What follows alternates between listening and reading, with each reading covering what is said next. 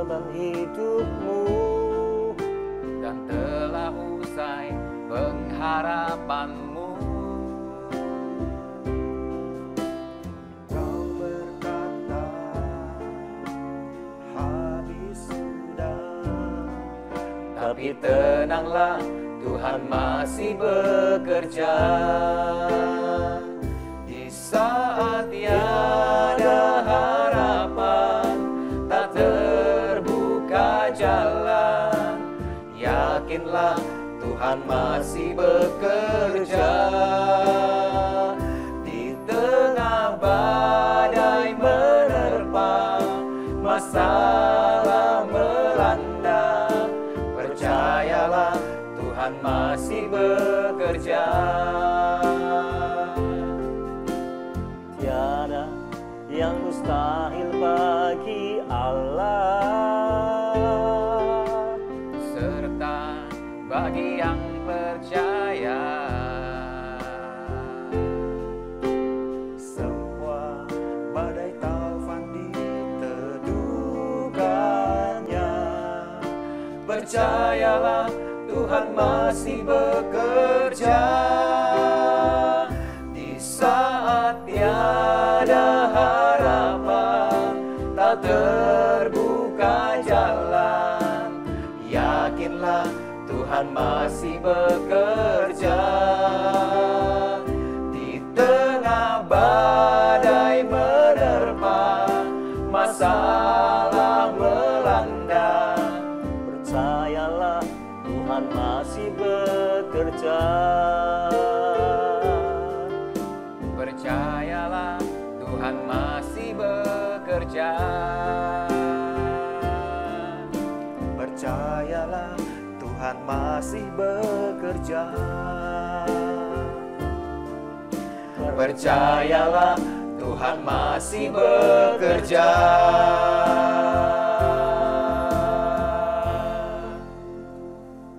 Selamat malam Tempe Lovers dimanapun Anda berada. Jumpa lagi bersama saya Michael Wong dalam program Tuhan Masih Bekerja. Selama kira-kira 1 jam ke depan saya akan menemani Tempe Lovers semua untuk belajar kebenaran firman Tuhan. Dan tentunya saya juga ditemani oleh rekan saya yaitu Andre Benardi yang juga akan menemani saudara untuk belajar kebenaran firman Tuhan pada malam hari ini. Dan tidak ketinggalan pula kita juga ditemani oleh narasumber kita yaitu Bapak Pendeta Sony Sakaria. Selamat malam, Dad. Malam Michael, malam Andre, malam TMB Lovers. Hari ini kita akan membahas tema dengan judul Persepuluhan, masih relevankah? Nah, Senin lalu kan kita sudah membahas nih mengenai tentang mengandalkan Tuhan ya, Dad ya. Dan contohnya juga kita telah diberikan di area keuangan, yaitu membayar persepuluhan. Nah, saya mau tanya, apa hubungannya antara persepuluhan dengan mengandalkan Tuhan? Ya, hubungan antara persepuluhan dengan mengandalkan Tuhan adalah bahwa persepuluhan adalah pembelajaran. Pembelajaran awal untuk kita mengandalkan Tuhan dalam area keuangan. Jadi kalau kita mau belajar mengandalkan Tuhan dalam area keuangan, pasti kita harus belajar dari awal. Nah, awalnya itu adalah dasarnya itu adalah membayar persepuluhan. Jadi saya bisa mengambil kesimpulan orang-orang yang gagal dalam persepuluhannya ini akan gagal juga dalam mengandalkan Tuhan. Karena dasarnya saja, awalnya saja sudah kalah gitu, sudah gagal. Jadi itu hubungannya. Ini adalah awal untuk belajar mengandalkan Tuhan di dalam area keuangan. Berarti awal berarti penting sekali gitu ya? Penting, buat saya itu penting. Karena itu menentukan keberhasilan kita dalam mengandalkan Tuhan selanjutnya. Istilahnya itu menjadi dasar atau fondasinya lah ya. Ya, kalau kita tidak mempercayakan 10% untuk kembali kepada Tuhan, bagaimana kita bisa mempercayakan 100% untuk dikembalikan kepada Tuhan? Kan logikanya begitu ya. Betul. Jadi persepuluhan ini adalah hal yang sangat penting berarti ya. Tapi ada yang berpendapat bahwa persepuluhan ini sudah tidak berlaku lagi karena ini dianggap hukum Taurat atau perintah dalam perjanjian lama. Ya. Nah, bagaimana pendapat Sony mengenai hal tersebut? Sebetulnya apa sih kata Alkitab mengenai persepuluhan? Ya, mungkin saya akan membacakan beberapa ayat yang menjadi dasar dari pendapat itu kemungkinannya. Oke. Ya, atau bisa menjadi jawaban dari pendapat itu. Saya bacakan dahulu dari Matius pasal 5 ayat 17 sampai ayat yang ke-19. semua pemirsa juga bisa membuka Alkitab saudara, supaya kita semua memahami dasar Alkitab tentang persepuluhan ini. Matius pasal 5 ayat 17 ayat 19 sampai ayat 19, ini perkataan Yesus. Yesus berkata, "Janganlah kamu menyangka bahwa aku datang untuk meniadakan hukum Taurat atau kitab para nabi. Aku datang bukan untuk meniadakannya, melainkan untuk menggenapinya." Jadi garis bawahi bukan untuk meniadakannya, tapi untuk menggenapinya. Karena aku berkata kepadamu, sesungguhnya selama belum lenyap langit dan bumi ini, satu iota atau satu titik pun tidak akan ditiadakan dari hukum Taurat sebelum semuanya terjadi. Ayat 19, karena itu siapa yang meniadakan salah satu perintah hukum Taurat sekalipun yang paling kecil dan mengajarkannya demikian kepada orang lain, ia akan menduduki tempat yang paling rendah di dalam kerajaan sorga. Tetapi siapa yang melakukan dan mengajarkan segala perintah-perintah hukum Taurat, ia akan menduduki tempat yang tinggi di dalam sorga. Jadi itu pendapat Yesus mengenai hukum Taurat.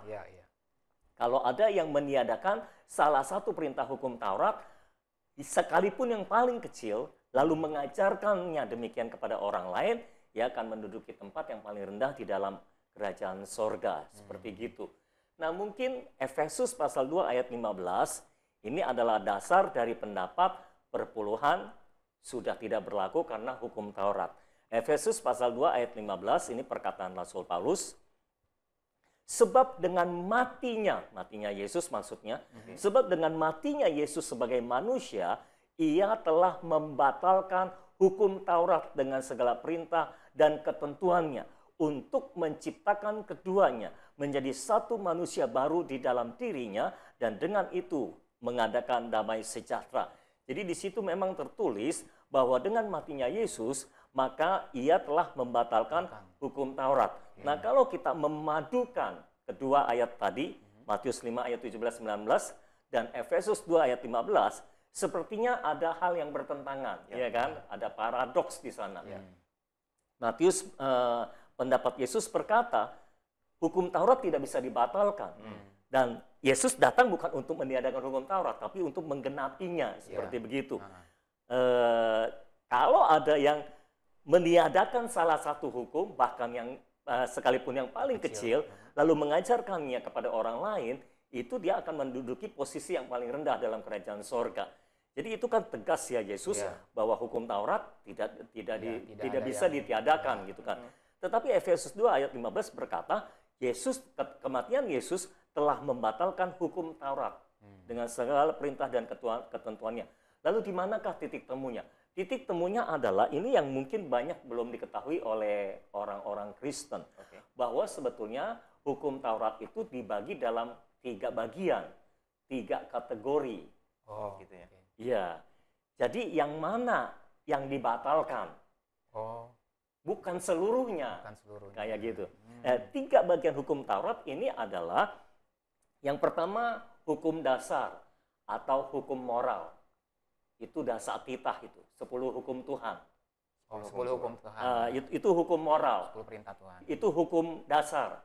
Kan kita nggak mungkin berkata 10 hukum Tuhan sudah dibatalkan. Berarti kita nggak perlu menyembah Tuhan Allah. Nggak perlu kita boleh menyembah patung. Kan nggak mungkin. Berarti boleh membunuh, boleh berzina. Boleh membunuh, boleh berzina. Nggak perlu menghormati orang tua. Kan nggak mungkin. Ini nggak pernah dibatalkan. Hukum dasar, hukum moral ini nggak pernah dibatalkan. Yang kedua ada hukum ibadah. Hukum yang mengatur tentang peribadatan orang Israel. Nah itu biasanya yang kita baca di imamat itu. Yang saya kali orang bosan membacanya kan. Ya, tentang korban ini, korban itu, ya hari raya ini, hari raya itu, gitu kan? Nah, ini hukum peribadatan namanya, hukum peribadatan pada waktu itu.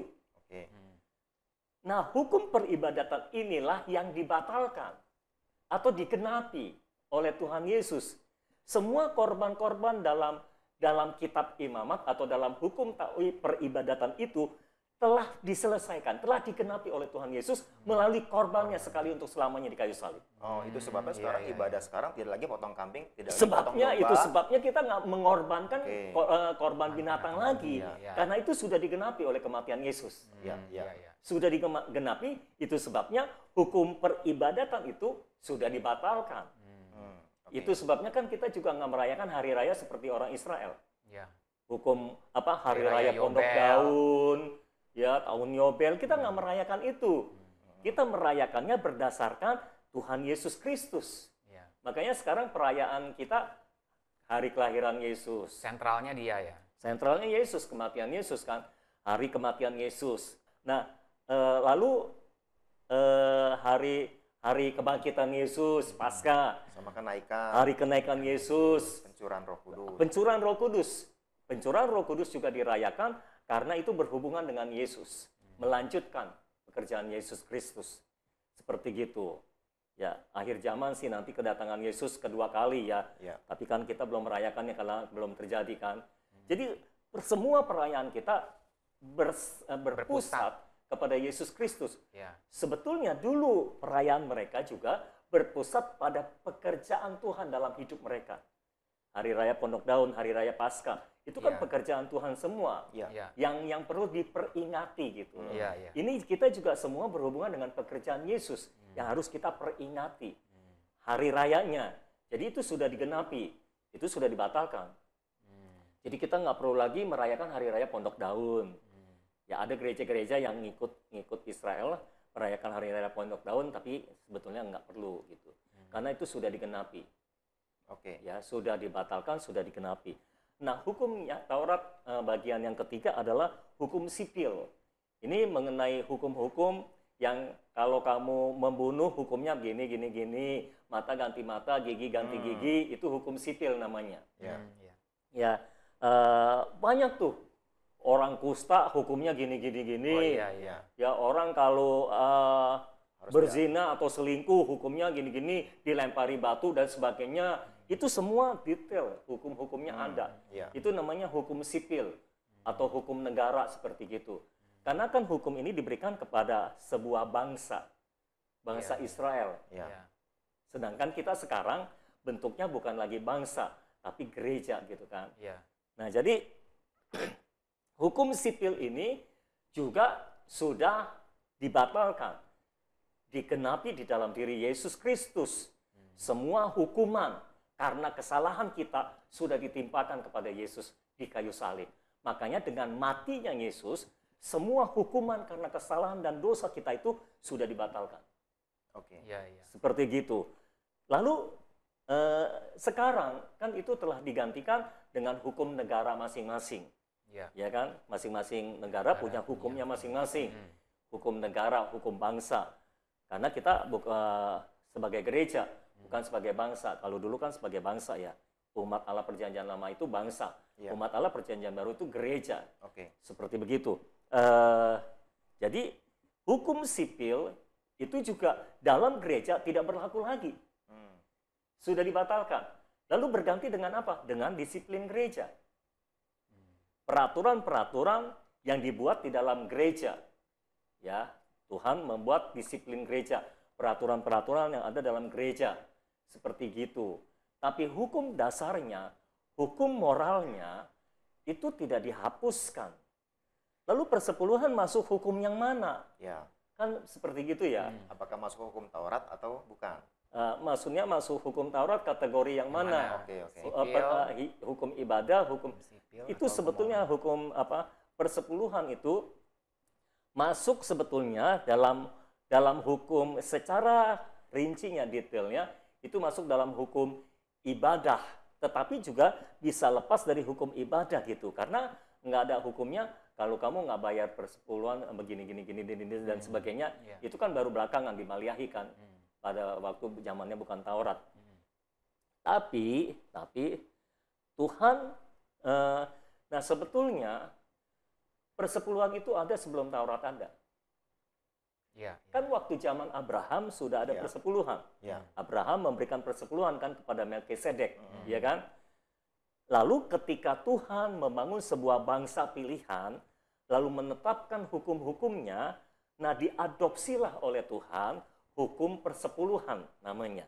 Oke. Nah itu sebetulnya mengadopsi dari apa yang dilakukan oleh bapak-bapak leluhur orang Israel, Ya. yaitu Abraham, Ishak, dan Yakub. Mereka Ya. memberikan persepuluhan. Ya. Diadopsi hukumnya untuk mengelola bangsa Israel ini. Karena Tuhan harus memilih satu suku untuk melayani dalam rumah Tuhan. Suku Lewi. Ya. Nah, untuk melayani dalam rumah Tuhan, ini suku Lewi harus full time. Dia nggak boleh bekerja gitu. Lalu bagaimana caranya? Tuhan mengaturnya demikian, menurut saya dengan sedemikian bijaksana. Jadi orang Lewi full time, fokus untuk melayani Tuhan dan melayani umat. Lalu seluruh umat memberikan 10% dari penghasilan yang Tuhan berikan kepada mereka, yaitu 100%. 10%-nya dibawa ke dalam rumah Tuhan. Sebetulnya dikembalikan kepada Tuhan. Hanya dipakai oleh Tuhan untuk mengelola rumah Tuhan.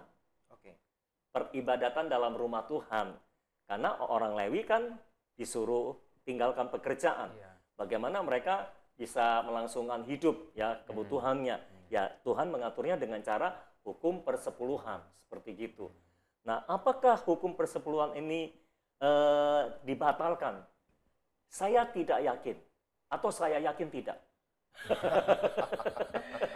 Tidaknya cuma pindah. Ya, saya tidak yakin kalau itu dibatalkan atau saya yakin itu tidak dibatalkan gitu ya. Mengapa? Karena dalam gereja kan sama ya kasusnya. Ada orang-orang yang dipanggil full time Ya. melayani Tuhan. Karena kan kalau nggak ada yang melayani secara full time, gerejanya nggak bisa jalan. Ya, Ya betul. kan? Nggak mungkin jalan gitu. Kan nggak mungkin semuanya orang-orang volunteer gitu kan. Nggak mungkin.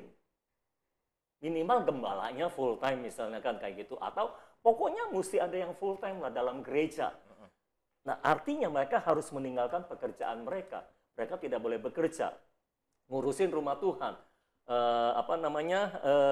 Mengurusi peribadatan dalam rumah Tuhan. Hal-hal mengenai peribadatan ya dan melayani Tuhan dan umat. Lalu solusinya apa? Ya hukum persepuluhan. Jemaat memberikan persepuluhan untuk apa? Untuk keperluan, untuk menjalankan keperluan dalam rumah Tuhan, operasional rumah Tuhan. Iya. Bukan hanya hamba-hamba Tuhan, karena kan gereja juga butuh biaya operasional. Masa sih hamba Tuhan yang sudah full time disuruh membiayai operasional? Itu tidak adil kan begitu ya. Jadi seperti gitu.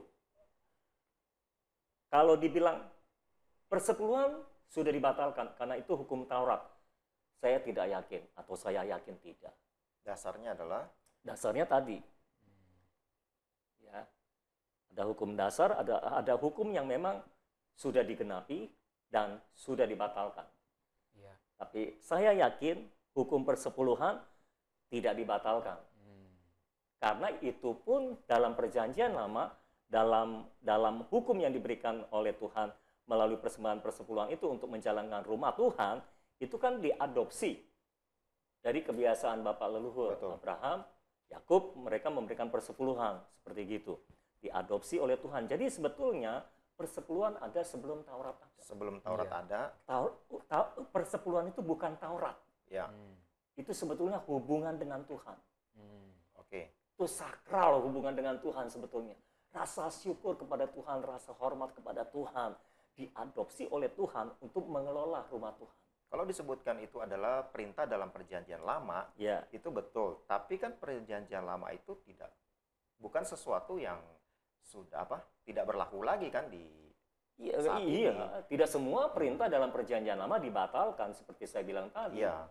Ada yang dibatalkan, tetapi ada yang tidak dibatalkan. Ya, Seperti gitu. setuju. Ya, jadi itu penjelasannya. Kalau orang bilang persepuluhan kan Taurat, perjanjian lama, jadi sudah dibatalkan. Kita nggak perlu bayar persepuluhan lagi. Ya, itu kan orang-orang yang nggak mau bayar persepuluhan memang. Oke, itu orang-orang yang tidak mau bayar persepuluhan. Berarti niat, masalah niat ya. Iya. Orang yang tidak mau memberi akan selalu ada alasan untuk tidak memberi. Tidak memberi. Sebaliknya ada orang yang memang mau memberi, selalu ada alasan untuk memberi. Iya. Iya, seperti gitu. Oke. Oke, Mike, lanjutkan, Mike. Nah, ini kan ada yang punya pendapat nih, lihat. Ya. Yang penghasilan, katanya ada yang bilang begini, penghasilan yang kita terima itu kan seharusnya diprioritaskan untuk kesejahteraan keluarga mereka sendiri, ya, atau enggak Ya. salah satunya untuk memelihara orang tua dan lain sebagainya Ya. lah gitu ya. Nah, jadi kalau misalnya keluarga udah dicukupi, terus orang tua udah dikasih, nah kalau ada lebih baru untuk persepuluhan. Jadi mereka menganggap tuh bahwa persepuluhan itu dianggapnya bukan sebagai suatu yang wajib gitu. Gimana tuh kalau kayak gitu? Ya, saya juga pernah melihat atau mendengar seorang pendeta videonya di-share di WA gitu, di grup WA Ya. yang berkata seperti itu gitu. Nggak usah bayar persepuluhan ke gereja, nggak apa-apa. Yang penting kebutuhan orang tua dicukupi gitu. Saya yakin saudara nggak bayar persepuluhan juga gereja akan dicukupi. Ya kita harus lihat dulu, biasanya pendeta-pendeta yang ngomong seperti itu, yang gerejanya memang sudah banyak duit, sudah makmur. Jadi ya bisa ngomong seperti itu gitu. Tapi sebetulnya kalau kita berkaca dengan firman Tuhan, kalau saya berikan beberapa ayat ya, saya bacakan beberapa ayat, ini yang menjadi dasar pemikiran mereka. Coba kita lihat ayatnya, Matius pasal 15 ayat 4 sampai ayat yang ke-9 dulu kita baca. Ya. Matius 15 ayat 4 mulai. Sebab Allah berfirman, hormatilah ayahmu dan ibumu, dan lagi, siapa yang mengutuki ayahnya atau ibunya pasti dihukum mati. Tetapi kamu berkata, barang siapa berkata kepada bapaknya atau kepada ibunya, apa yang ada padaku yang dapat digunakan untuk pemeliharaanmu, sudah digunakan untuk persembahan kepada Allah. Orang itu tidak wajib lagi menghormati bapaknya atau ibunya. Dengan demikian, firman Allah, kamu nyatakan tidak berlaku demi adat istiadatmu sendiri. Hai orang-orang munafik, benarlah nubuat Yesaya tentang kamu. Bangsa ini memuliakan aku dengan bibirnya, padahal hatinya jauh daripadaku. Percuma mereka beribadah kepadaku, sedangkan ajaran yang mereka ajarkan ialah perintah manusia. Jadi mungkin diambil dari ayat ini, orang-orang Farisi mengajarkan kita boleh nggak memberi kepada orang tua dengan alasan apa yang kita punya sudah diberikan ke dalam rumah Tuhan, jadi nggak ada lagi buat orang tua. Ya kan ini sebetulnya teguran buat mereka, karena mereka cari-cari alasan untuk nggak memberi kepada orang tua dengan alasan memberi ke dalam rumah Tuhan. Dan ini juga bukan tentang persepuluhan sih utamanya. Nah mungkin ini juga ayat yang sering dipakai ya. Matius pasal 23 ayat 23. Ini teguran Yesus kepada orang Farisi dan ahli Taurat.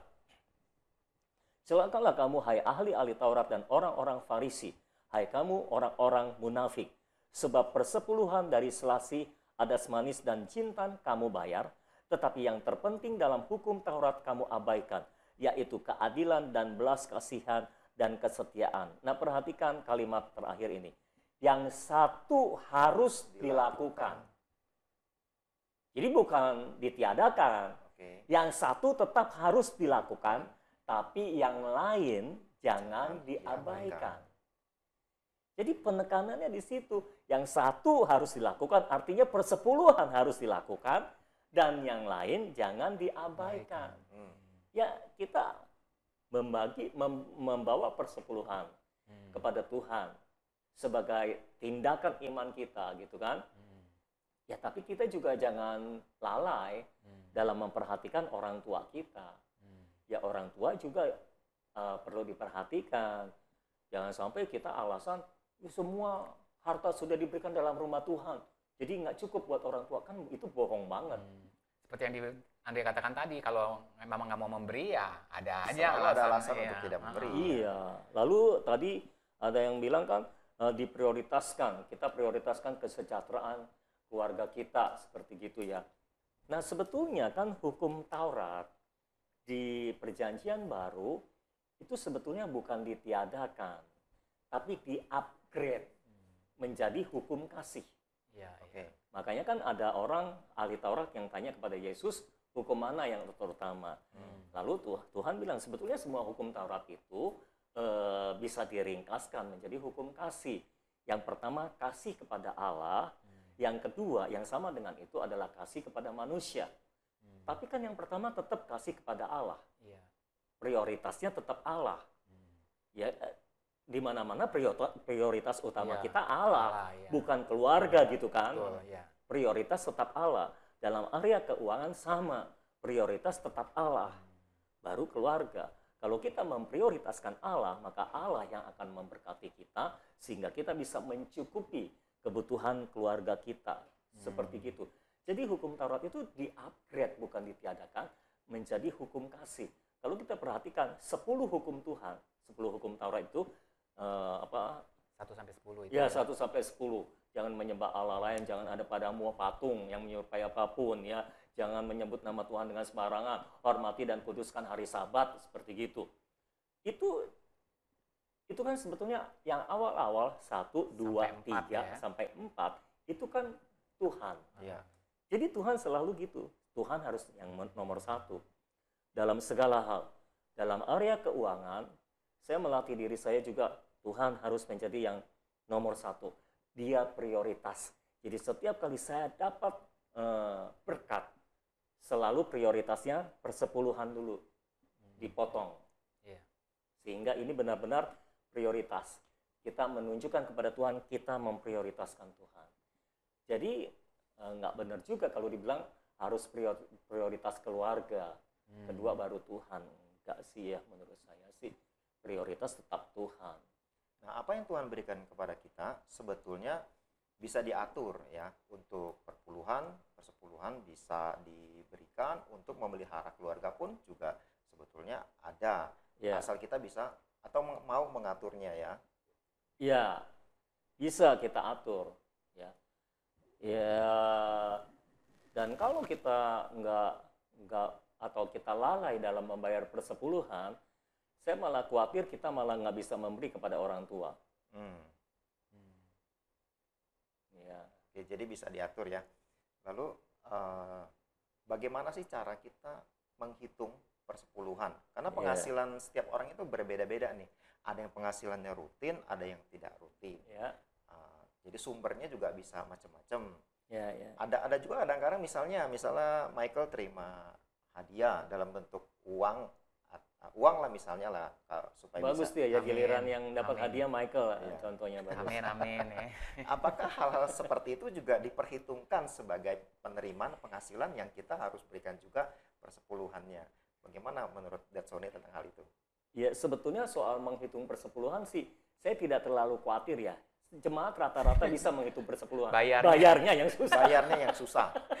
Oke. Karena kan cuma tinggal dikali 10% doang selesai ya. Harusnya gampang. Karena tinggal kali 10%. Persepuluhan itu namanya 10%. Kalau 1% ya bukan persepuluhan namanya. Hitungnya dari mana? Dari semua penghasilan kah atau ada pengecualian? Iya, prinsipnya semua yang saya terima, berkat yang saya terima, itu dari Tuhan, saya kembalikan kepada Tuhan 10%. Semua apapun yang saya terima. Baik rutin, baik tidak rutin. Mau rutin, mau nggak rutin, mau apa. Pokoknya semua, sepanjang kita menerimanya. Baik dari hasil bekerja maupun dari pemberian seseorang atau dari apapun. Iya, diterima Sama atau ya? enggak. Sepanjang diterima. Prinsipnya diterima. Iya. Oke, sepanjang diterima. Sepanjang diterima. Kalau kamu bayar iya. persepuluhan, jangan diterima. Hitungnya sih gampang. Gitu. Gampang. Oke, lalu Dari kotor bersih atau dari kotor? bersih tadi ya. Nah, itu bagaimana? Kalau ya, Potong biaya dulu atau dari yang kita terima langsung hitung 10%? ya, kalau saya langsung. Jadi Itu kembali seperti jawaban saya pada waktu yang lalu saya pernah jawab, itu kembali tergantung ukuran iman dan ukuran hati nurani seseorang. oke. Kalau saya setiap terima langsung 10%, udah nggak mikirin biaya.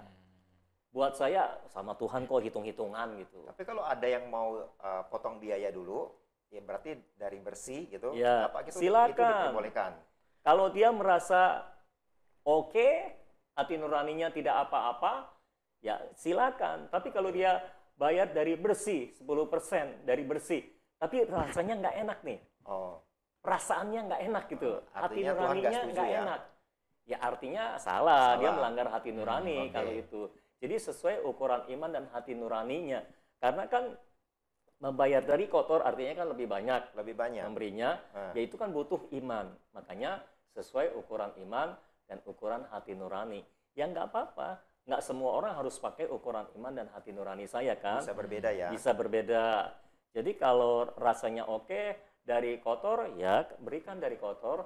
Kalau rasanya oke dari bersih, hati nggak tertuduh, ya berikan dari bersih. Oke aja ya. Ya kalau 10% rasanya memberikan 10% wajib, persembahan wajibnya nggak oke, mau 20%, nah oke juga gitu. Lebih boleh, kurang nggak boleh. Jadi tergantung ukuran iman dan hati nurani. Ya. Kalau minimal kan sudah ditetapkan ya 10%. Berarti orang-orang yang memberikan sebelum dipotong biaya-biaya itu adalah orang-orang yang berani kotor ya. Iya. Berani kotor itu baik. Berani kotor, karena berani kotor itu sebenarnya baik. Jadi pokoknya intinya adalah mau penghasilan apa aja dari mana aja pokoknya bayar 10% gitu aja beres deh ya. Ya, gitu soal aja. kotor Nggak usah atau pusing. bersih sesuai dengan ukuran Hati iman dan nurani hati nurani masing-masing. Oke. Nggak usah merasa gimana-gimana. Ya kalau masih mau beri dari bersih, oke, Ya, nggak silakan ada saja, masalah ya. gitu ya. Oke. Nah kalau misalnya nih ada orang yang punya banyak hutang, Ya. boleh nggak dia berhenti bayar perpuluhan dulu untuk bisa melunasi hutangnya gitu? Kalau dia berhenti bayar persepuluhan dulu, saya yakin hutangnya malah nggak terlunasi. Gitu Kenapa? ya. Kenapa begitu? Nah, kamu kan pernah ya ada dalam hutang berapa Iya. tahun? Sekitar 6 tahunan lah. 6 tahun. Selama Ya. 6 tahun itu kamu masih bayar persepuluhan? Tetap bayar. Tetap bayar. Masih jujur bayar persepuluhannya? Masih. Nggak lalai? Masih nggak lalai. Hutangnya lunas atau enggak? Akhirnya lunas. Akhirnya lunas. Ya. Coba kalau dia nggak bayar persepuluhan. Karena Ya. kalau buat saya, Harusnya belum lunas. buat saya kalau tidak membayar perpuluhan itu, saya merasa saya melanggar firman, itu sesuatu yang nggak bisa. Hati nurani saya malah sangat ini Harusnya seperti itu. tertuduh. Kalau kita punya hutang lalu kita berpikir, bayar hutang dulu.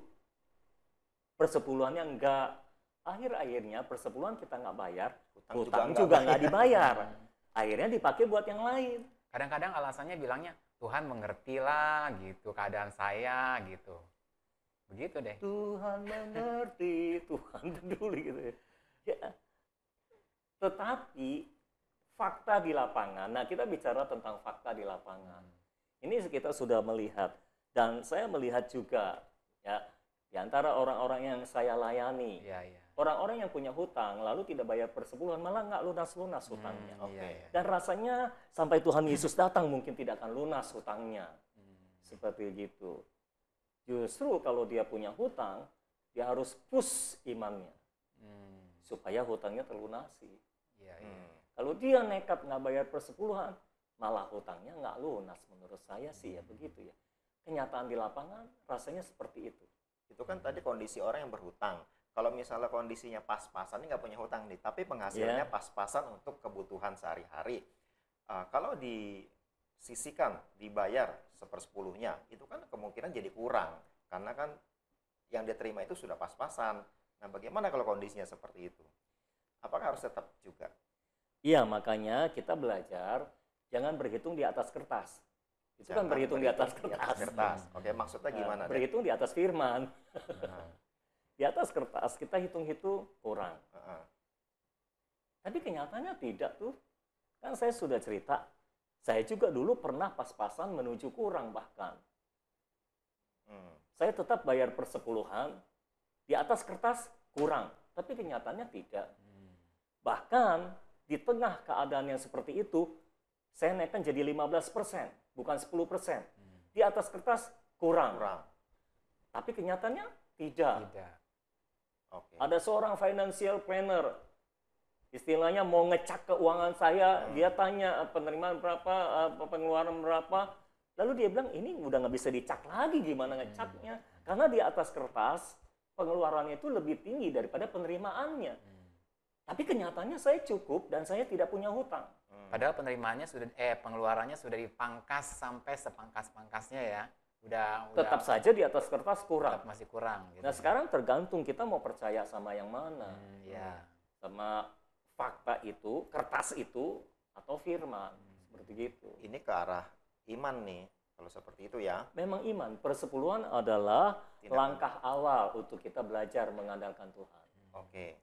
Langkah Kalau ketaatan kita juga. nggak bayar perpuluhan, sebetulnya apakah kita termasuk mencuri milik Tuhan atau enggak sih? Menurut Maliahi pasal 3 ayat 8, saya bacakan dulu ayatnya ya. Maliahi pasal 3 ayat 8. Bolehkah manusia menipu Allah? Jawabannya adalah Tidak boleh. tidak boleh. Kirain ada yang ngomong boleh gitu. Bolehkah manusia menipu Allah? Jawabannya Itu retoris tidak. pertanyaan retoris itu. Namun kamu menipu aku. Oh. Tetapi kamu berkata, dengan cara bagaimanakah kami menipu engkau mengenai persembahan persepuluhan dan persembahan khusus. Nah, kata menipu di situ bahasa Inggrisnya rob, merampok. Lebih Ya. dari mencuri dong itu. Lebih kejam daripada Ah. mencuri sebetulnya istilah yang dipakai dalam Alkitab. Ya kita untuk lebih sopannya ya udahlah mencuri. Nah, ini sepertinya umat ini kayak kurang tahu ya kalau dia mencuri milik Allah gitu. Mereka tanya, gimana caranya kami mencuri? Menipu di sini ya. Menipu, merampok. Tuhan ngomong terus terang mengenai persembahan persepuluhan dan persembahan khusus.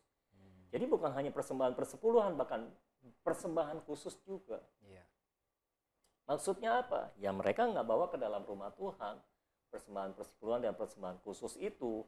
Jadi buat saya Maliahi pasal 3 tentang persepuluhan ini juga firman Tuhan. Karena saya percaya Alkitab adalah firman Tuhan. Dan saya tidak yakin kalau ini dibatalkan. Atau saya yakin ini tidak dibatalkan. Oke. Jadi persepuluhan itu tindakan iman, tindakan mengandalkan Tuhan, dan ada unsur mencuri milik Tuhan di situ kalau kita tidak memberikan atau mengembalikan ya. Ya. Seperti itu. Nah kalau gitu persepuluhan itu sebenarnya harus dipersembahkan ke gereja kita beribadah aja kalau gitu ya? Atau ke gereja lain juga boleh gitu? Nah, kita mungkin melihat di awalnya ya. Karena kan salah satu prinsip penafsiran adalah biasanya yang di awal itu Jadi pola ya? jadi pola untuk selanjutnya seperti gitu ya. Sebetulnya kan persembahan persepuluhan itu pertama kali muncul di Kejadian pasal 14. Itu tentang Abraham. Mungkin saya bacakan dengan cepat Kejadian pasal 14 ayat 17 sampai ayat yang ke-23. Setelah Abraham kembali dari mengalahkan Kedor Laomer dan para raja yang bersama-sama dengan dia, maka keluarlah Raja Sodom menyongsong dia ke lembah Syawe, yakni lembah raja. Melkisedek Raja Salem membawa roti dan anggur. Ia seorang imam Allah yang maha tinggi. Lalu ia memberkati Abram, katanya, diberkatilah kiranya Abram oleh Allah yang maha tinggi, pencipta langit dan bumi. Nah perhatikan berkat yang diberikan oleh Melkisedek kepada Abram. Diberkatilah kiranya Abram oleh Allah yang maha tinggi, pencipta langit dan bumi. Dan terpujilah Allah yang maha tinggi yang telah menyerahkan musuhmu ke tanganmu. Itu berkat Melkisedek yang diberikan kepada Abram. Lalu Abram memberikan kepadanya 1/10 dari semuanya. Jadi istilahnya Abram menerima berkat rohani, lalu dia memberikan berkat materi yang dia punya kepada orang yang memberi berkat rohani kepada dia. Jadi ini ada semacam pertukaran. Ada hamba Tuhan yang dipakai Tuhan memberkati kita secara rohani, dan Tuhan memakai kita untuk memberkati si hamba Tuhan secara materi. Jadi pertukaran. Itu memang terjadi seperti itu. Rasul Paulus pernah berkata juga di Galatia kan,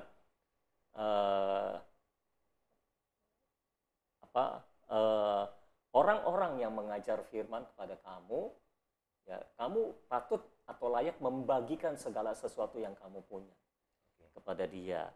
Nah ini cuma 10% gitu. Nah ayat 21, berkatalah Raja Sodom itu kepada Abram. Jadi dia setelah ketemu dengan Melkisedek, orang yang memberkatinya, dia ketemu dengan Raja Sodom nih. Ini bicara tentang raja yang menguasai dunia lah gitu ya. Raja Sodom kepada Abram berbicara, berikanlah kepadaku orang-orang itu dan ambillah untukmu harta benda itu.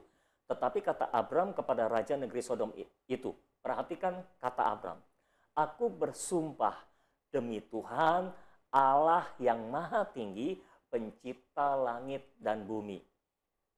Pernyataannya sama dengan berkat yang diberikan oleh Melkisedek. Ya. Ini adalah Tuhan yang diperkenalkan oleh Melkisedek kepada Abram. Ya. Dan sekarang dia memakai nama Tuhan. Dia bersumpah demi Tuhan yang diperkenalkan oleh Melkisedek kepada dia itu di hadapan Raja Sodom. Demi Tuhan Allah yang Maha Tinggi, pencipta langit dan bumi, aku tidak akan mengambil apa-apa dari kepunyaanmu itu, sepotong benang atau tali kasut pun tidak, supaya engkau jangan dapat berkata, aku telah membuat Abram menjadi kaya. Jadi Abram nggak mau Raja Sodom bisa berkata, Abram itu kaya gara-gara gue gitu. Dia tolak semua pemberian Raja Sodom. Dia tolak semua iming-iming dari dunia ini, dari kekayaan dunia ini. Dia lebih mempercayai kekayaan dari Allah pencipta, Allah yang Maha Tinggi, pencipta langit dan bumi yang telah memberkati dia. Nah, dari mana dia mengenal Tuhan Allah yang Maha Tinggi, pencipta langit dan bumi? Dari Melkisedek. Dari mana dia yakin bahwa Tuhan ini memberkati dia? Dari Melkisedek. Jadi Melkisedek memberikan berkat rohani kepada Abram yang membuat dia bisa menghadapi Raja Sodom secara benar, tidak tergiur oleh kekayaan dunia ini. Dia tidak mau dunia berkata dia kaya karena dunia. Ya, seperti itu. Dari ayat ini saya menciptakan lagu juga. Supaya dunia jangan berkata. Supaya dunia jangan berkata judulnya. Ya, jadi terinspirasi oleh ayat ini. Kita nggak mau dunia mengatakan Sony jadi kaya gara-gara dunia. Enggak. Ya. Sony, Andre, atau Michael, atau siapapun juga, kalau kita mau jadi kaya, kita harus kaya karena Tuhan, Allah yang Maha Tinggi, pencipta langit dan bumi, yang memberkati kita. Amin. Seperti gitu. Nah, Abram memberikan kepada Melkisedek. Prinsipnya adalah kita memberikan persembahan persepuluhan kita itu kepada orang yang telah memberkati kita secara rohani. Dan dengan berkat rohani itu kita bisa hidup. Kita bisa menjalani hidup ini secara baik, secara benar, lalu diberkati juga gitu. Lalu kita kembalikan berkat rohani yang telah kita terima kepada hamba Tuhan yang memberikan berkat rohani itu, kita kembalikan dalam bentuk materi sekarang. Jadi itu cara yang benar kita memberikan persepuluhan ya. Ya, kepada siapa yang telah memberkati. Iya, persepuluhan adalah rohani. pertukaran, sistem pertukaran Tuhan sebetulnya. Berarti nggak bisa sembarang kasih ke mana-mana gitu ya? Nggak boleh, nggak bisa. Jadi begitu, Mike. Iya. Nah, selanjutnya, kalau ada hamba Tuhan yang sering khotbah tentang persepuluhan nih, Ya, ada yang menilai ini hamba Tuhan ini matre nih, karena dianggap memanfaatkan ayat Alkitab untuk kepentingan dirinya sendiri. Nah, bagaimana pendapat Dad Sony mengenai hal itu? saya nggak tahu dengan pendeta lain, tapi saya tidak. Saya nggak bisa bicarakan tentang pendeta lain karena saya nggak tahu hati dan pikiran mereka. Tetapi saya tidak. Kalau diperhatikan, kamu berdua akan tahu kalau memperhatikan. Saya itu sebetulnya kurang suka khotbah tentang persepuluhan, memberi. Seingat saya hampir-hampir nggak pernah khotbah tentang persepuluhan secara khusus. Sangat jarang sih. Pernah nggak ya? Rasanya nggak pernah ada saya kasih khotbah judulnya dengan judul persepuluhan. Paling nyinggung-nyinggung dikit seperti itu. Dan kalau diperhatikan, saya nyinggung-nyinggung tentang persepuluhan pun bukan dari dulu. Baru yang sejak kapan itu, mengapa? Karena saya melihat fakta di lapangan, gitu ya. Saya melihat fakta di lapangan, ada perbedaan antara orang-orang yang membayar persepuluhan dan hidupnya benar. Jadi memberi itu harus diimbangi dengan hidup benar ya. Oke.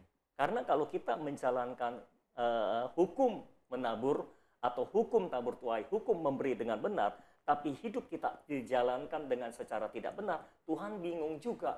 Mau memberkati, takut salah kan gitu istilahnya. Itu kayak nyogok itu. Ya nyogok kan? Tuhan itu. Nah ini orang kalau hidupnya nggak benar, tapi rajin memberikan persembahan ke dalam rumah Tuhan, nah ini ada yang salah. Jadi ini harus imbang nih.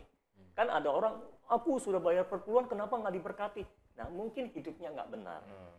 Kalau ada celah hidupnya nggak benar, ya tentu menghambat berkat. Satu sisi dia membuka jalan berkat, tapi lain sisi dia menutup jalan berkat. Oke. Jadi berkatnya mundur maju gitu, Maju, bingung mundur. dia. Iya.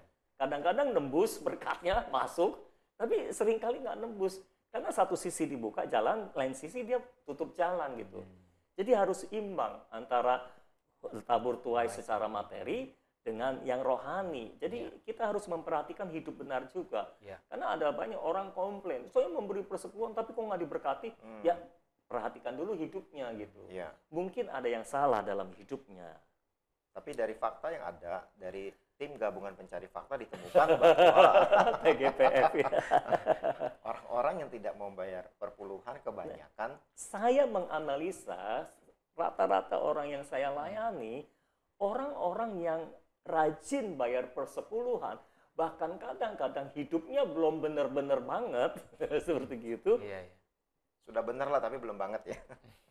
tetap diberkati tuh.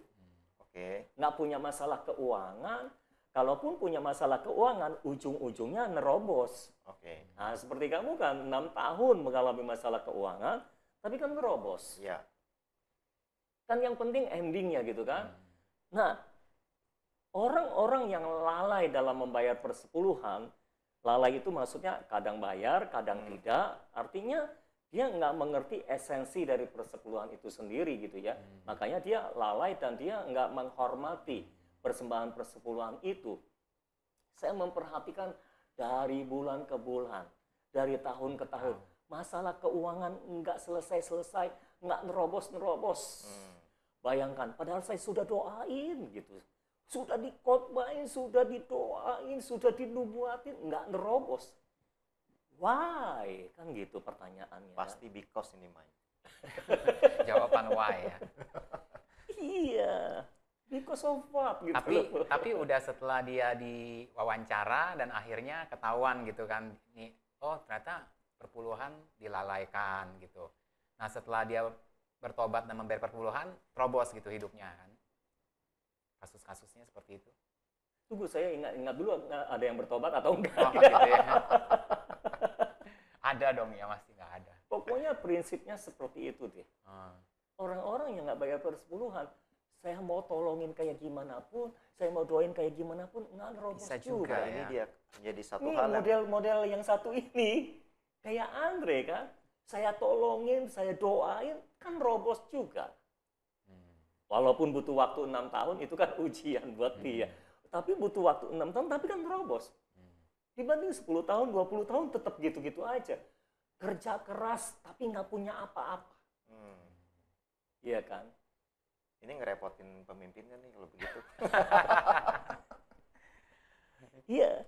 Nah, kalau saya khotbah tentang persepuluhan atau membahas tentang persepuluhan atau nyinggung-nyinggung tentang persepuluhan, lebih disebabkan karena saya care, care terhadap jemaat. Saya mau jemaat mengalami terobosan gitu. Saya mau jemaat diberkati Tuhan. Bukan untuk kepentingan Dad sendiri ya. Oh, Baik. tentu Kan saja, ya. saya sudah diberkati Tuhan sejak jemaat Iya, saya belum. 10 orang, dan waktu itu gaji yang terbesar adalah 500.000 dari jemaat seorang sarjana ekonomi. Namanya Michael itu. Iya, jadi jemaat nggak bisa bilang, dan saya sudah dilatih oleh Tuhan, istilahnya seperti itu tuh, dipaksa dibentuk oleh Tuhan untuk nggak mengandalkan perpuluhan jemaat. Ya. Seperti gitu. Jadi buat saya sebetulnya jemaat mau berikan persepuluhan, jemaat nggak mau berikan persepuluhan, I don't care. Nggak ada hubungannya dengan dapur saya gitu. Iya. Kan katanya kalau nggak bayar persepuluhan, dapur nggak ngebul nih. Dapur saya ngebul nggak ngebul bukan karena jemaat bayar sepuluhan atau nggak bayar persepuluhan. Iya. Dapur saya ngebul karena Tuhan menggebulkannya gitu kan. Iya. Tuhan ngipasin, ada malaikat yang ngipasin, jadi dapurnya tetap ngebul gitu loh. Bukan karena jemaat bayar persepuluhan atau tidak. Saya mau jemaat bayar persepuluhan supaya kehidupan mereka lancar dalam keuangan. Kan masalah keuangan ini repot juga. Betul. Iya. Kita boleh rohani, tapi kalau punya masalah keuangan terus, ambruk juga imannya gitu kan. Jadi, saya bacakan Maleakhi pasal 3 ayat 10 sampai 12. Kan ayatnya berkata, bawalah seluruh persembahan persepuluhan itu ke dalam rumah perbendaharaan, supaya ada persediaan makanan di rumahku, dan ujilah aku. Salah satu ayat yang Tuhan mau diuji, itu ayat tentang persepuluhan. Ujilah aku. Artinya Tuhan nggak main-main. Oke. Kalau kamu bayar persepuluhan, uji aku. Gitu. Apakah aku tidak membukakan bagimu tingkap-tingkap langit dan mencurahkan berkat kepadamu sampai berkelimpahan. Jadi Tuhan janji kalau kita bayar persepuluhan, Tuhan akan bukakan tingkap-tingkap langit atau tingkap-tingkap sorga. Langit di atas kita tidak akan menjadi tembaga. Istilahnya seperti itu. Kalau kita hidup dalam kutub, langit di atas kita seperti tembaga. Nggak nembus tuh berkat. Karena ada tembaga gitu kan. Aku akan menghardik bagimu belalang pelahap, supaya jangan dihabisinya hasil tanahmu, dan supaya jangan pohon anggur di padang tidak berbuah bagimu. Firman Tuhan semesta alam. Maka segala bangsa akan menyebut kamu berbahagia, sebab kamu ini akan menjadi negeri kesukaan firman Tuhan semesta alam. Tuhan membuka pintu berkat atau mencurahkan, membuka pintu langit untuk mencurahkan berkat. Di sisi yang lain, Tuhan menghardik belalang pelahap. Nah, belalang pelahap ini yang harus kita hati-hati nih, harus waspadai. Nah, banyak orang, dia nggak bayar persepuluhan, dia kumpulin duitnya, oke, apakah terkumpul? Oke, terkumpul. Tapi ada-ada saja. Yang menyebabkan kebocoran ya. Yang menyebabkan apa yang sudah dikumpulkan, bocor lagi, habis lagi. Nanti bapaknya lah masuk rumah sakit. Ibunya lah masuk rumah sakit, anaknya lah masuk rumah sakit, inilah, ininya lah, itulah yang lah, tak tahu-tahu ditipu orang lah, ada saja. Biaya ekstra yang Ada muncul. saja. Biaya ekstra. Nah, itu sebetulnya jenis belalang pelahap. Jadi harta kita itu dilahap oleh dia. Belalang pelahap menyusup ke rumah kita, mengambil harta kita. Nah, kalau kita bayar persepuluhan, Tuhan janji, aku akan menghardik bagimu belalang pelahap. Sehingga kita nggak ada-ada aja yang menyebabkan kebocoran keuangan kita begitu. Begitu. Jadi sangat penting sekali ya. Sangat Iya. penting sekali kita harus benar-benar taat itu untuk membayar persepuluhan. Karena dengan demikian Tuhan akan menghardik semua belalang pelahap dan semua apa yang kita hasilkan itu dikeluarkannya sih keluar, tapi keluarnya itu berguna, bermanfaat begitu ya. Ada bedanya kan ya dengan yang kalau tidak dilahap oleh belalang pelahap gitu ya. Lah kan kalau mau hitung-hitungan, kita kasih persepuluhan nih, berkurang 10% kan? Iya. Berkurang 10%, oke.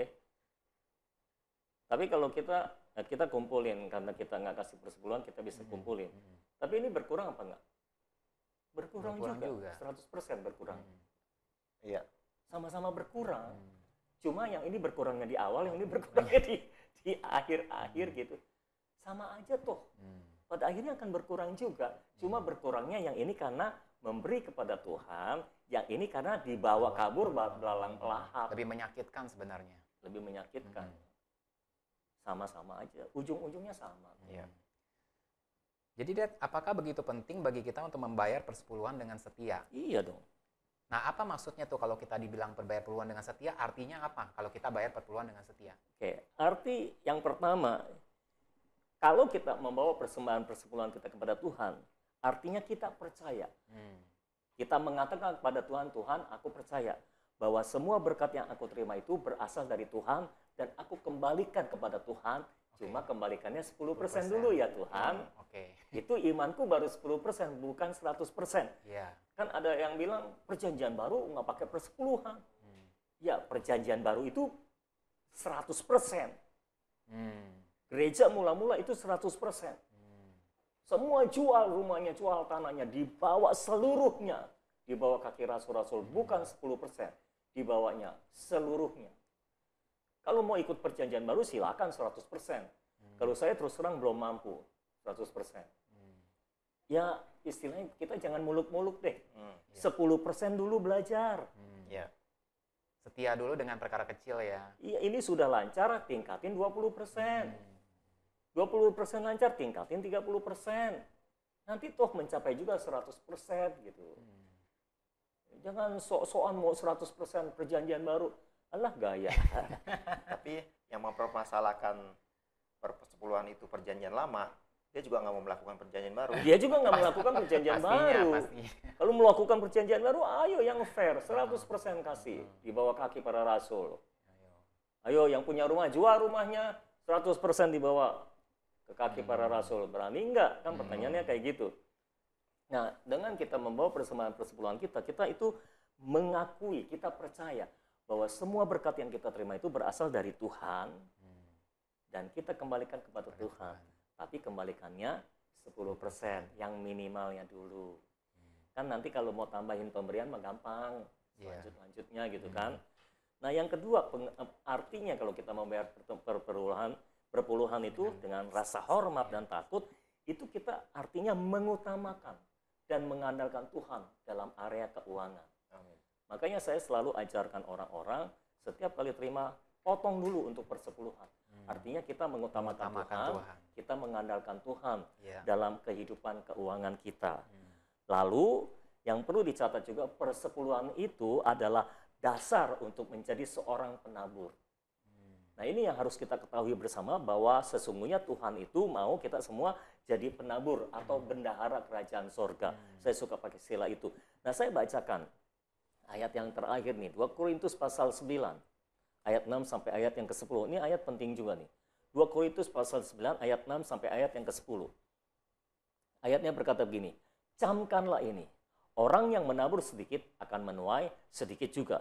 Dan orang yang menabur banyak akan menuai banyak juga.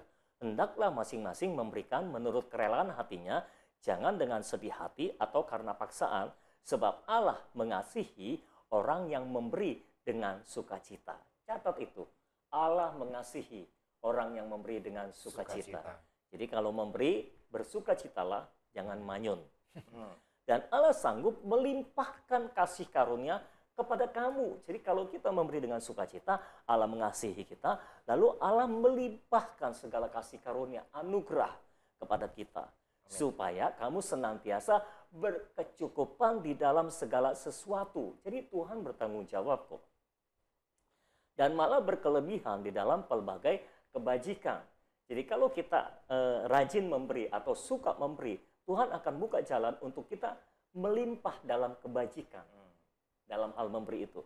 Seperti ada tertulis ayat 9, ia membagi-bagikan, ia memberikan kepada orang miskin, kebenarannya tetap untuk selama-lamanya. Ia di sini siapa?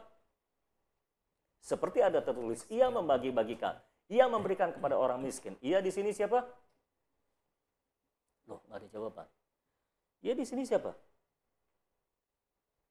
Apa, Mike? Lempar. Ia di sini siapa ini?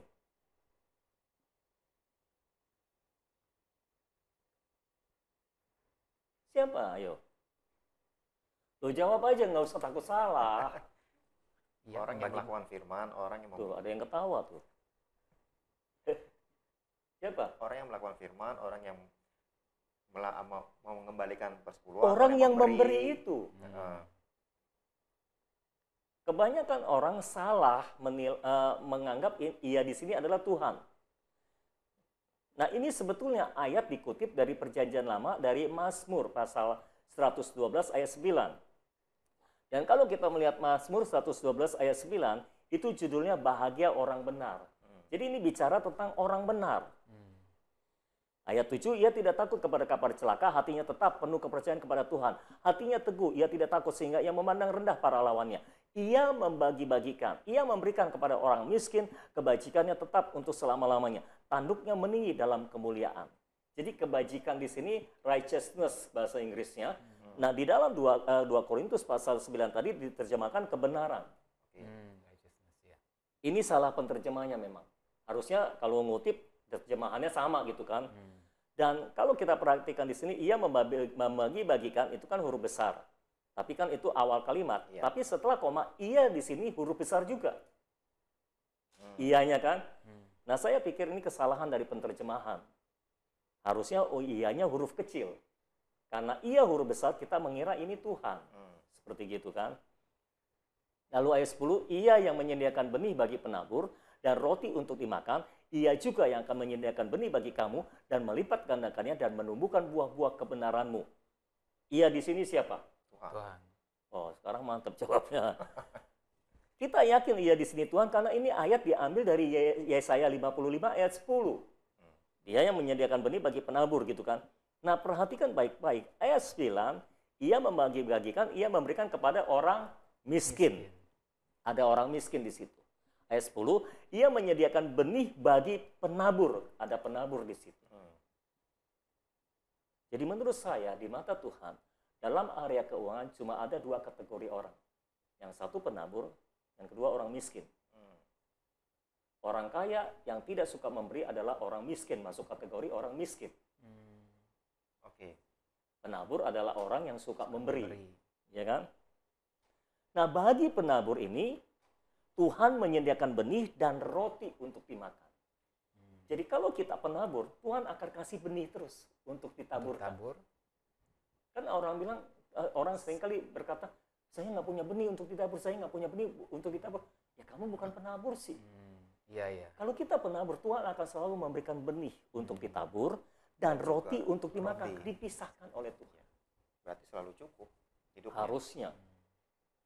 Sang penabur akan diberikan benih oleh Tuhan dan diberikan juga roti untuk dimakan. Ia juga yang akan menyediakan benih bagi kamu dan melipat gandakannya dan menumbuhkan buah-buah kebenaranmu. Jadi bukan hanya diberikan, dilipat gandakan dan menumbuhkan buah-buah kebenaranmu. Ada hubungan antara materi dan yang rohani.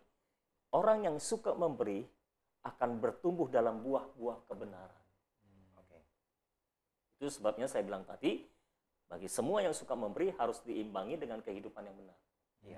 Supaya apa yang ditabur benar-benar dituai. Karena kalau kita menabur dalam daging, kita akan menuai kebinasaan dari daging. Prinsipnya kan begitu. Tapi kalau kita menabur dalam roh, kita akan menuai hidup yang kekal dari roh. Jadi hari ini kita sudah membahas cukup dalam Detail, ya. segala polemik, segala pendapat, segala sesuatu tentang persepuluhan. Apakah itu Taurat, Perjanjian Lama dan sebagainya, dan juga bagaimana sikap kita yang benar terhadap persepuluhan. Karena ini akan menolong kita untuk mengalami terobosan keuangan diberkati oleh Tuhan dengan berlimpah. Nah, jadi kita harap tidak ada polemik lagi ya. Betul, betul. Jadi kalau ada pertanyaan persepuluhan masih relevankah? Jawabannya adalah masih. Jadi saudara-saudara yang menyaksikan tayang ini jangan bingung lagi soal perpuluhan karena kita sudah saya harap kita sudah memahaminya dan kita akan bertindak secara akurat dalam hal persepuluhan. Nah, kita sudah berada di ujung episode. Kita akan berikan kesempatan untuk Dad Sony untuk menyampaikan kesimpulan dan berdoa untuk kita semua. Ya, kesimpulan saya, persepuluhan tidak dibatalkan oleh Tuhan. Saya tidak yakin itu dibatalkan atau saya yakin itu tidak dibatalkan. Ya, karena itu memang diadopsi bukan dari Taurat, tapi dari kebiasaan bapak leluhur atau bapak iman kita, Abraham dan Yakub yang tertulis dalam Alkitab. Itu diadopsi untuk mengelola peribadatan dalam rumah Tuhan. Jadi hukum persepuluhan tetap bisa dilakukan atau dilaksanakan dalam gereja karena punya case-nya sama. Kasusnya sama dengan itu. Cuma itu bangsa, ini gereja. Tapi case-nya sama, harus ada yang full time. Untuk melayani dalam rumah Tuhan dan ada biaya operasional dalam rumah Tuhan. Toh persepuluhan bukan seluruhnya untuk hamba Tuhan juga. Jadi nggak perlu takut hamba Tuhannya terlalu kaya lah. Ya kalau takut hamba Tuhannya jadi kaya, ya kamu yang jadi hamba Tuhan lah gitu. Ya.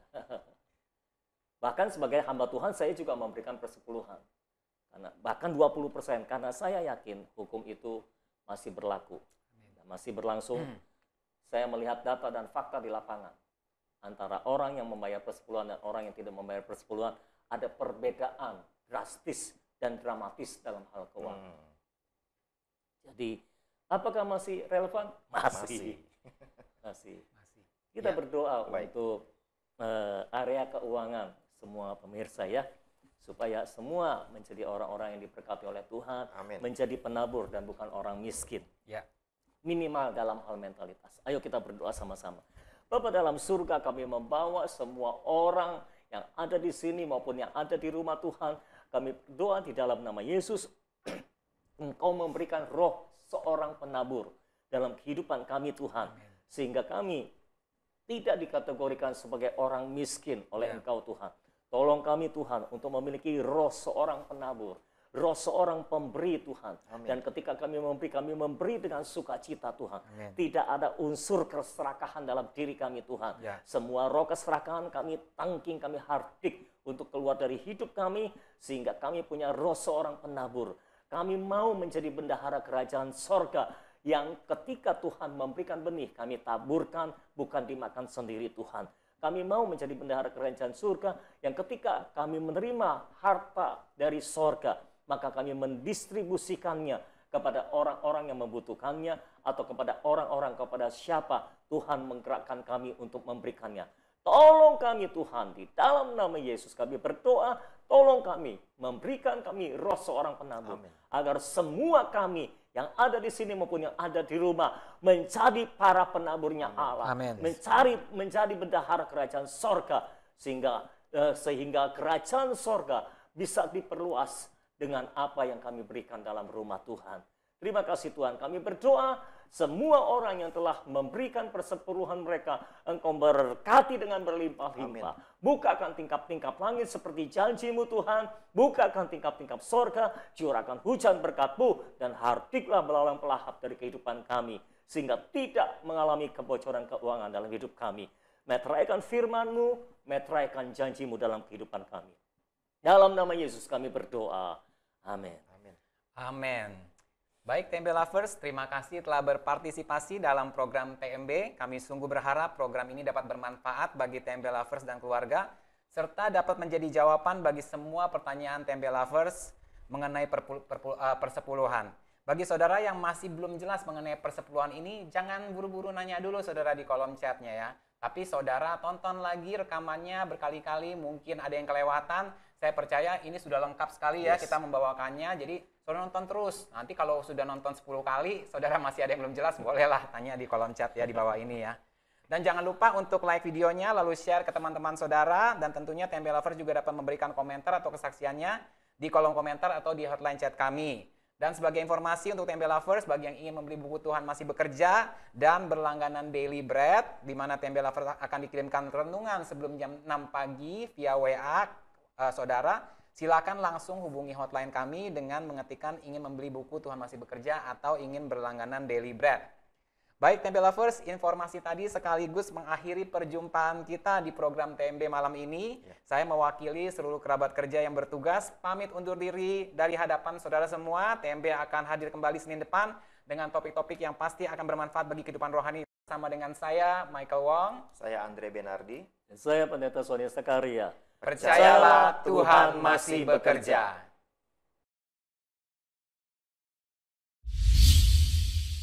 Percayalah Tuhan masih bekerja.